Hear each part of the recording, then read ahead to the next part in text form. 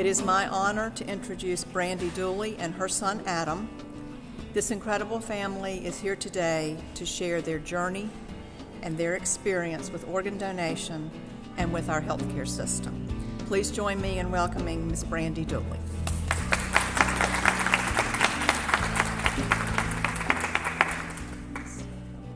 Good morning.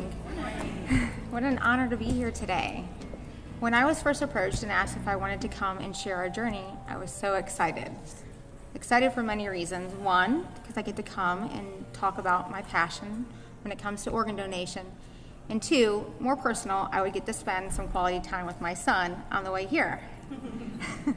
So I was really excited about coming today. We got in the car and I thought, gosh, we got an hour drive here.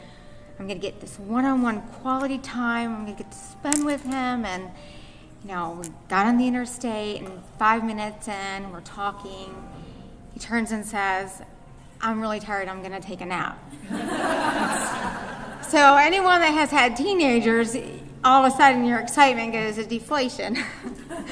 So I'm like, my gosh, wow, okay, well, so what am I gonna do for the next 45 minutes of this trip?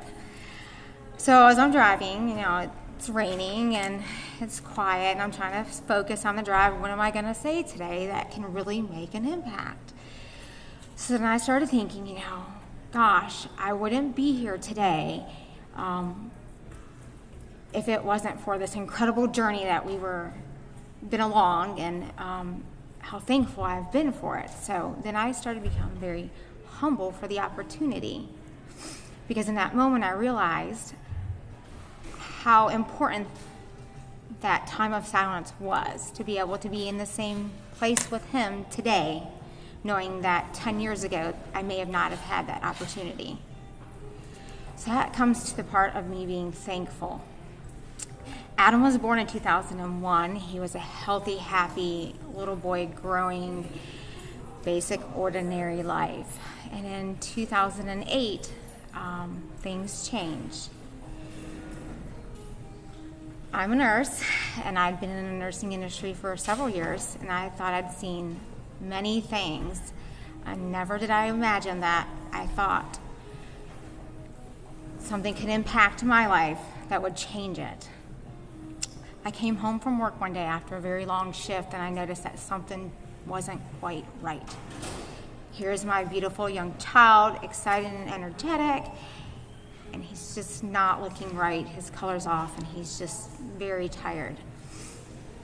Over the course of the next couple weeks, multiple doctor's appointments with specialists, we had learned that Adam's liver was failing. We never got an answer as to why. They believe it was due to a virus that his little body could not handle. So we were faced with an ultimate decision. We needed an organ, and we needed it soon rather than later. There are choices when it comes to organ donation. There are things like living donation, and there are things like donors. Our first option was to get him better the fastest way possible, so we opted for living donation, which comes with many challenges as well. You have to find the perfect donor. You have a time frame, depending on the acuity of the patient. And for us, that was very short. So while our journey started off towards living donation,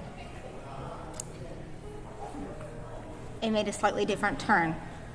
We're very thankful that in our hour of need, a family made the ultimate decision to give their loved one's liver to my son. And on September 3rd of 2008, Adam received a donor liver.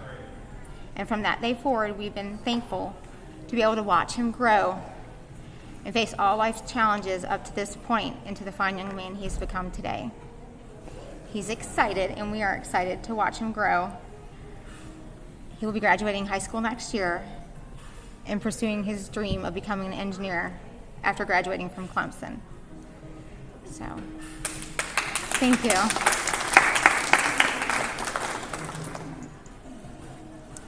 Again, thank you so much for your time. Ms. So our goal at LifeShare is to give life, hope, and healing to everybody that needs an organ transplant and the families that are affected. We give life to the recipients, the 114,000 people that are right now waiting on an organ. To the 22 people that will die today that are waiting, we're trying to give hope to those folks. And we give healing to the families who do donate. Because for a lot of people, this is the last hope that they have of something good's going to come out of a very tragic situation. Most of the time when we step in, it's only in those unplanned experiences of life that grab you at the core. Now, last year, this hospital had the opportunity not to have any organ donors, but to have a whole lot of tissue donors. You had 14 tissue donors from here and 7 eye donors. Those 7 eye donors gave sight to 14 people in the community. Those 14 tissue donors, this is the way it comes. So we've always said that 50 people could be helped through tissue donation. Then they started saying 60 people. Then they started saying 70 people. We got a letter back from a family. Now, tissue donation, once the tissue is recovered, it's made into a lot of different things. Veins are used for up to 5 years to do open heart transplant or open heart surgeries, to give bypass surgery, or used in the legs. Tendons can be used for people when they tear an ACL or something like that to repair it. So these things sometimes are saved for up to 5 years. So we had a family write us back and let us know that they had finally received their final letter, letting them know how everything had been used. And over 300 different items had been able to be created, and people had been impacted from their one gift. So let's imagine you're 14 people. On the low end, impact 900 folks. And on the high end, 2,400 people will be impacted by the work that this hospital has done. Now, that may take a few years for all of that to come around, but that's how we're giving life, hope, and healing to this community. If you're not an organ donor, please think about it. It's a wonderful opportunity to help up to 8 people when you die. Your heart can go to save somebody's life, and within 4 hours, it's beating in another person. Within that next day, they're up walking around. Your lungs can be split and go to 2 different people. Liver can be split and go to 2 people, possibly. Kidneys can be split. Pancreas and small intestine can also be donated. And that's a lot of folks that can get up and have a chance for life again. Part of our ceremony, we like to raise the Donate Life flag and keep it up for the remainder of the month. So I'd like to ask Brandy and Adam if you would please join Haley. And we're going to stay inside because it's raining, but we can see the top of the flagpole. So I'd ask for you guys to go outside with Mason, and we are going to have you raise the Donate Life flag in symbolism.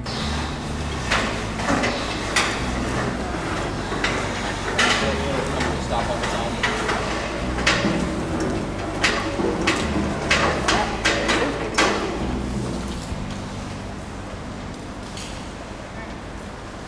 You wanted to go sit in this representative.